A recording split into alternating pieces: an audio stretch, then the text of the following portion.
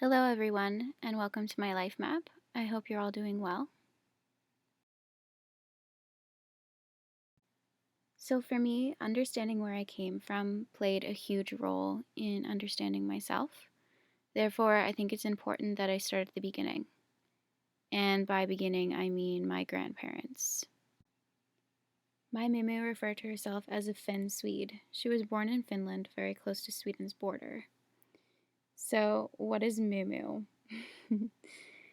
Grandma in Finnish is mumma, and in Swedish is more.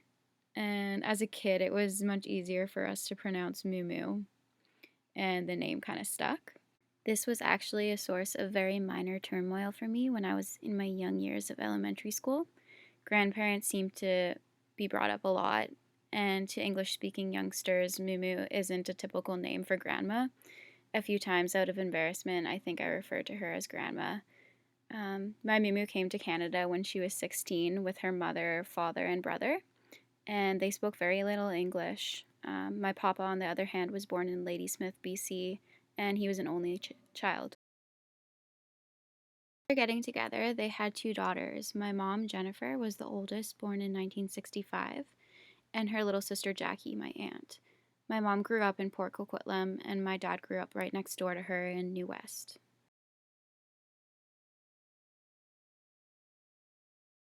My dad's mother had seven children. My dad was the oldest, and he didn't really have a relationship with his real father, but he took the surname Epp when my grandma married and always knew my granddad as his father figure. Mom and dad came from very different households. Nevertheless, they got together in their teenage years, and they were each other's first loves, and they've been together since. After they got married and bought a house, I was born April 22nd, 1994. I think I have always understood my parents' relationships with their siblings.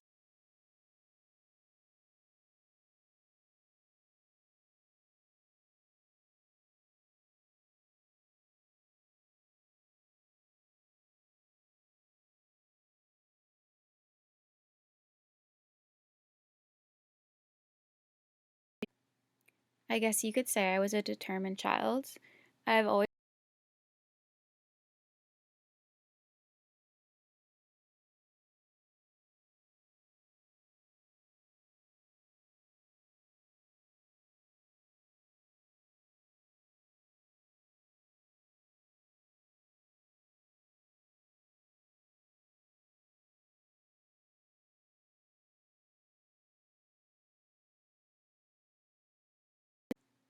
In 1996, my little sister Desiree was born.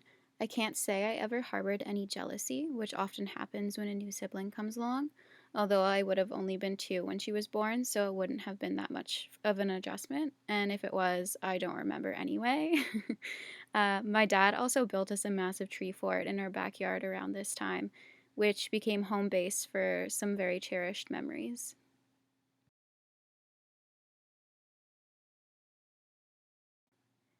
And then came the youngest, little Miranda. Desiree and I were so in love. We would drag her around the house on the back of a blanket or in one of those old Super Save grocery bins. She had to be with us everywhere we went.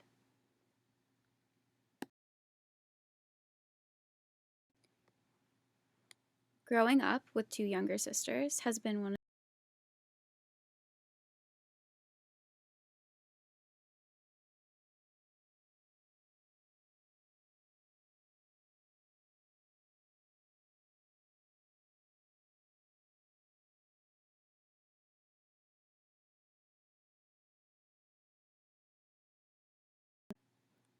Another source of joy throughout my life has been photography. My Mumu got me my first camera when I was 7, a little pink Polaroid. My mom was probably so happy, the cost of developing single use cameras was probably adding up.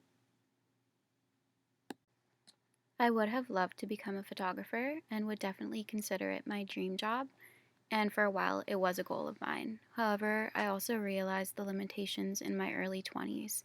With technology advancing the way it is, I know it would be very competitive. Anyone with a smartphone can take good photographs. I always say I was born in the wrong decade. And with my interests not being related to marketing photography, it makes it difficult. Coming to terms with this was really hard for me, but I still happily carry my camera everywhere I go.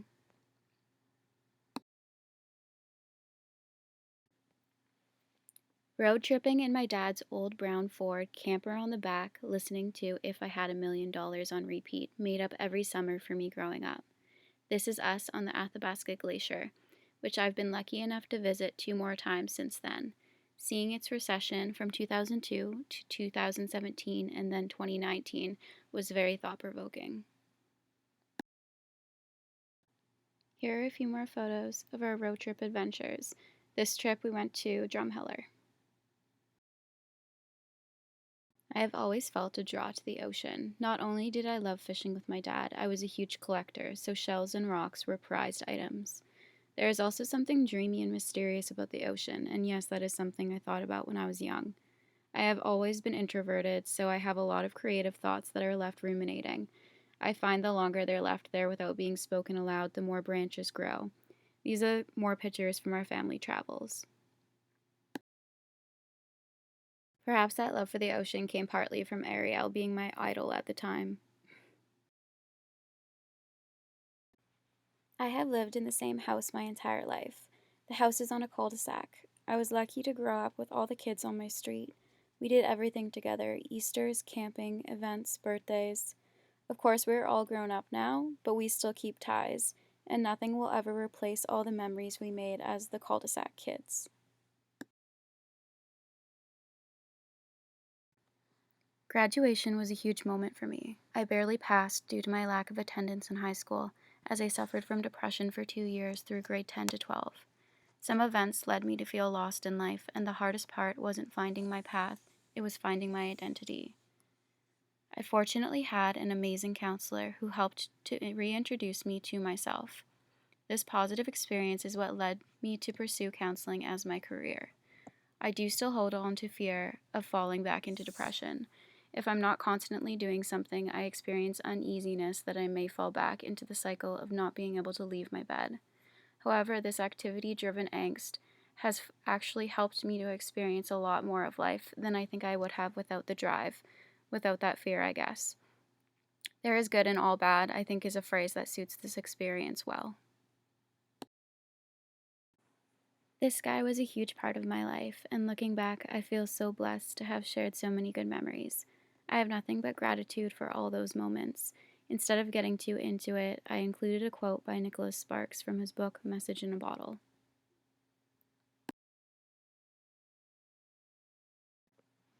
I spent a lot of time outside the year following our breakup. Spending time with myself, breathing, and having quiet really helped my healing process. I used photography and writing as creative outlets to help me align my emotions and understanding. These are a few examples of the knots I tied between those two mediums. This experience not only helped my creativity to develop, it helped me understand myself and my coping process. I had to include this slide because who doesn't love looking at pictures of pups? This is Jake, or Jacob, Junie, Jacobine, Junebug, Juniper, among others. Of course, having a dog is a huge part of your life, and he's definitely the little brother we needed to complete our family. So, this is my best friend, soul sister, confidant. I first met Brianna in kindergarten, and we have been best friends ever since. I guess that would be going on 22 years now. She is literally my rock, and I am so blessed to have been given a third sister. I spent a lot of my teenage years caught up in relationships with boyfriends, and I didn't give our relationship the weight it deserves. So I'm happy with where we're at now. I couldn't ask for a better friend.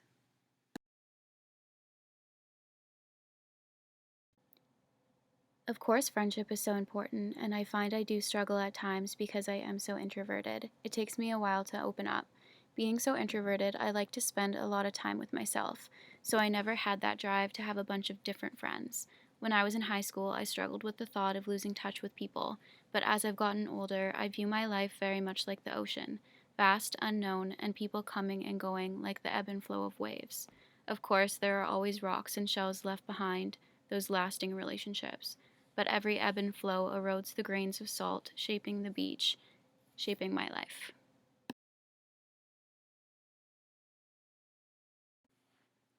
I started out attending Shambhala and since then have volunteered the last 4 years. It was so easy to fall in love with the community and sense of family, endearingly referred to by attendees as family. Having so many different people from all walks of life come together to enjoy art and music leaves me in awe every year. Although, as a volunteer, I have had to deal with some scary situations, the love for life and resilience I have seen has only solidified my love for the human spirit.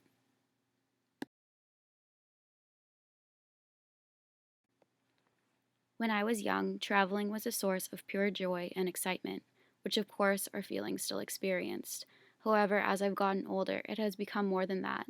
Traveling becomes such a humbling and grounding experience, realizing that you are just a very small part of the world, but feeling so blessed to be a part of it.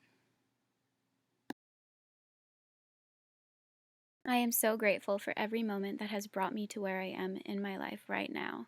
I can't wait to see what comes next. I hope you enjoyed these little snippets of my life. Thank you for watching.